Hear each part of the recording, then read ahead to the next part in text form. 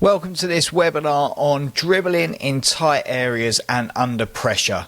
My biggest hate in football is when people say and coaches say, don't pass to the player that's marked. Why not? Why don't we teach players to deal with the ball whilst they're marked and under pressure? Because that way you can invite pressure, you can invite defenders into you, creating space for your teammates, creating more opportunities to score, and we'll also create more confident, braver players on the ball who will be able to be more exciting for us to watch. They'll enjoy playing more. They can be more creative as dribblers. They can navigate in tight space. They're going to be more effective in the games that they play. So we're going to go through a load of this stuff as well as a load of sessions throughout this next webinar. Have a watch. Let us know what you think in the comments. And hopefully there's loads of useful stuff for you grassroots football coaches here. Now, first of all, to get started, why is dribbling still so important? I don't think enough grassroots sessions focus on dribbling enough. We say we want confident players, but then what happens is if they make mistakes, we hammer them. It doesn't matter if you're 6, 16 or 60. If you try something and you keep getting hammered for doing it, you're going to stop trying to do it. So if we want confident players, we need to accept they're going to make loads of mistakes. And if they make loads of mistakes, that's how they learn. Your job as a coach is to create an environment where they're learning from these mistakes and they're improving. So let's think about this. We want to build confidence in players. We want to create players that can be creative and comfortable on the ball and aren't afraid to take risks. Now, not being afraid to take risks, a lot of that comes down to you as a coach. Now, I understand that as they get older, they need to understand when and where to take risks, but we don't want them to be too scared to do it. We want players that can create space, and good dribblers can do that. They can open up the field, they can create opportunities, they can keep possession of the ball because they're comfortable with the ball at their feet. Now, dribbling doesn't always mean 10 step-overs and taking it around 5 people. It might mean the initial ball mastery of when you get the ball under control, under a bit of pressure, you can keep it, shift it to the side to create space to play your pass. And early development is so important. These have to be nurtured early, these skills. The 7 to 11-year-old age gap, and even younger than that, they need to be dribbling all the time and working with a ball all the time. This is the age where they're really going to develop and learn these technical skills. You can focus on the tactical stuff as they get older. But make sure loads of your development and work at this age is with technical stuff, dribbling, ball mastery, etc. Now, when we go into dribbling and we start with, can we beat players when we're under pressure? Now, under pressure is, for example, I've got a defender behind me or one in front, or there's players coming towards me. We've all seen those kids that just kick the ball away in a panic. We don't want that. We want them to get comfortable on the ball and comfortable dealing with that pressure. That comes through training and exposing them to that situation all the time. Never praise players for just smashing the ball out of play, especially younger players if they're under pressure. And parents do it all the time. They're like, yeah, get rid. But no, don't get rid. Get the ball under control. Try to play out. And if you make a mistake, that's okay. We'll coach you to get better at it. But it's that mentality of try and keep the ball, try and be brave on the ball that we need to encourage with players. So how can we do that? To build bravery, lots of 1v1s and 2v2s in tight spaces. So don't want them kicking the ball out of play. Little 1v1 in a 10x10 or a 2v2 in a 10x10. They're going to get loads of touches on the ball. Yes, the ball's going to go out of play a lot. Yes, they're going to lose possession a lot. But then they're going to get constant attempts at trying to keep the ball in these tight spaces. And they'll get better and better at it, especially if as a coach, and we'll go on to some of the things you can do, you can start to help them improve. Now, again, creating constraints, so using small and confined areas to force quick decisions and tight control. You've all got or had or seen the player at under 7s or under 8s that scores 50 goals a season because they're quick and they're strong and they can hit the ball hard. That player doesn't always have to work on, can I keep the ball under tight control? Because their physicality allows them to get away with it. When everyone else's physicality catches up with them, if they can't keep the ball under close control, they don't get anywhere near as much success as they used to. So working in tight areas and making sure they have to control the ball, really beneficial for players. I would really encourage, I always make my pitches really small at under 7s because I want them working on their technical work under pressure. I don't want it to always just be that the physical players dominate. So small, tight areas, forcing tight control, and then quick decisions for them to make. If you've got 7s, 8s, 9s, for example, you don't want quick decisions to involve a kind of 5v5, 6v6 in a tight area because there's too much going on. But a little 2v2 is fine because there's less decisions to make, although they'll have to speed up of their decision making. And this is the biggest one for coaches. You have to learn to embrace mistakes. So we always say, praise the intention, not the outcome. So celebrate their attempts. So someone you're trying to get to use their right foot or their left foot because they don't use it, when they try to use it, praise them for it. That's really important. Even if it doesn't go right, keep praising them for the right attempts and they will try it more. The more they try it, the better they will get, especially if you're helping them as a coach. Now, in terms of a little warm-up game, this is just a real fun, easy warm-up game. Working on close control, moving the ball, manipulating the ball in different directions. You'll create a little circle. This circle might only be about 5 yards in width. It's got to be a really tight, close area with a load of defenders around the outside, a player in the middle on the ball. The defenders around the outside have just got to block the player getting out. They're not allowed in the circle, but the player in the circle needs to keep moving and manipulating the ball different directions.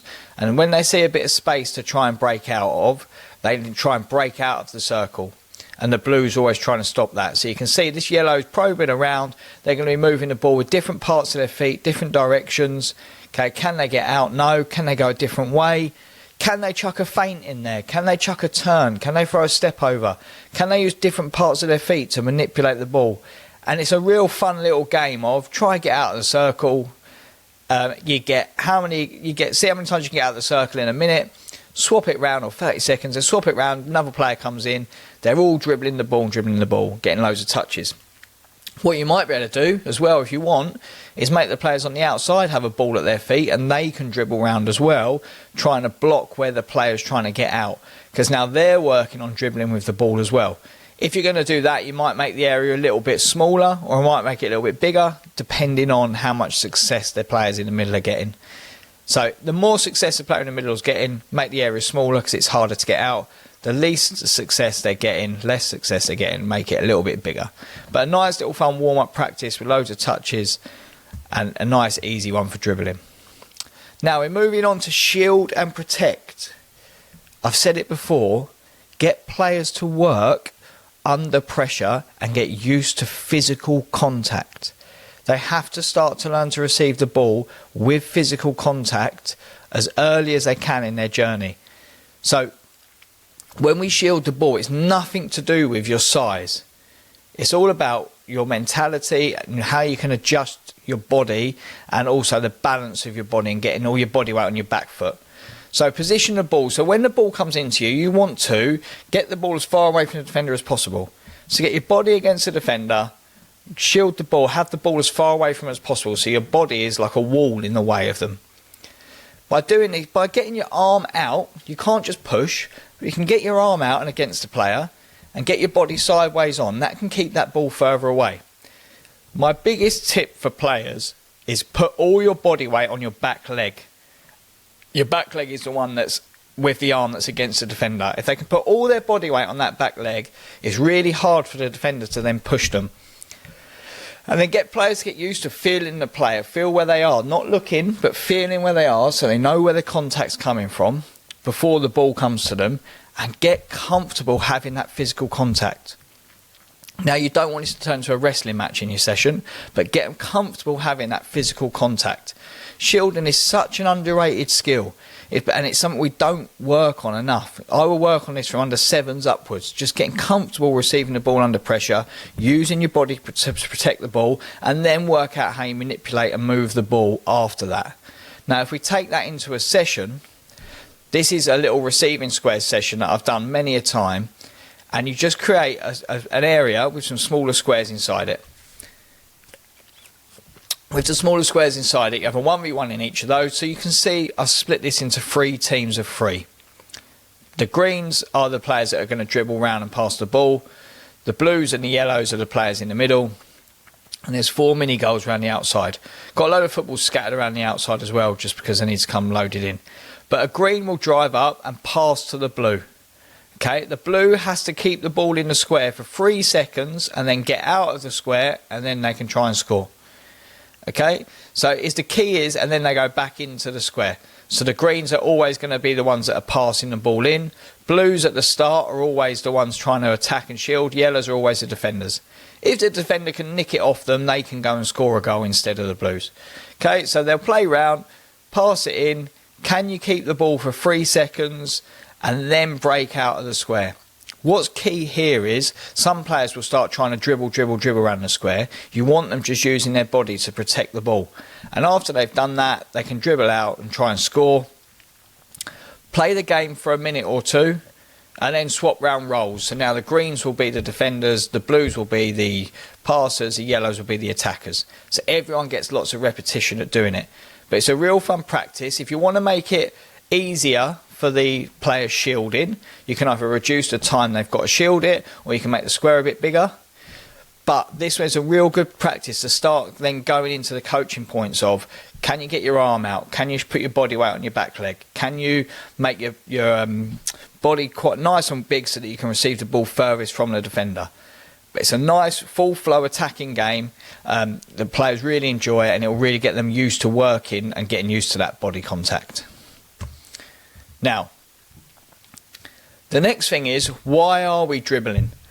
Are we dribbling just for the sake of it, or are we dribbling to try and put opportunities out for our team? Are we trying to exploit space to create exploit defenders to create space for other players? Are we trying to commit a defender to create space for other players? Are we trying to burst into space so that we can take advantage of something? All of this comes down to dribbling and driving forward with a purpose, not just dribbling for the sake of it. I hate people doing step overs and not taking anyone on, just doing it for no reason. There's got to be a purpose to our dribbling all the time. Ideally, it's to commit a defender, to take or to go into space, but we're trying to exploit the other team at all times.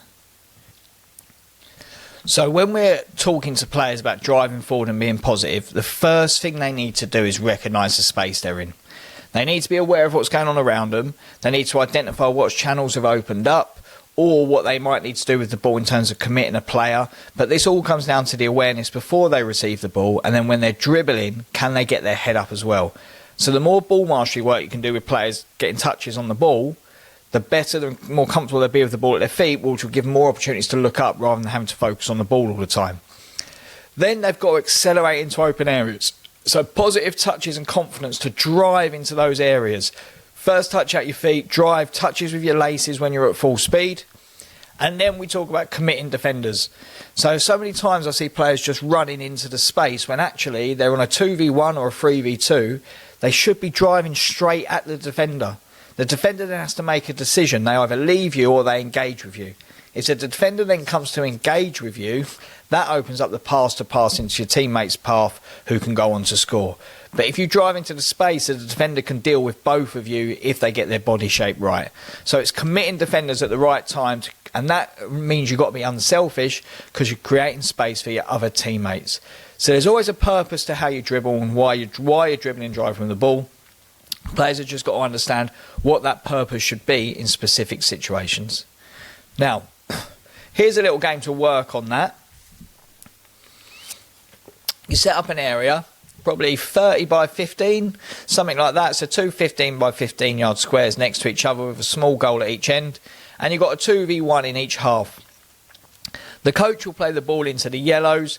The yellows are basically going to use their 2v1 overload to try and get into the other half with the ball to create a 2v2 to try and score.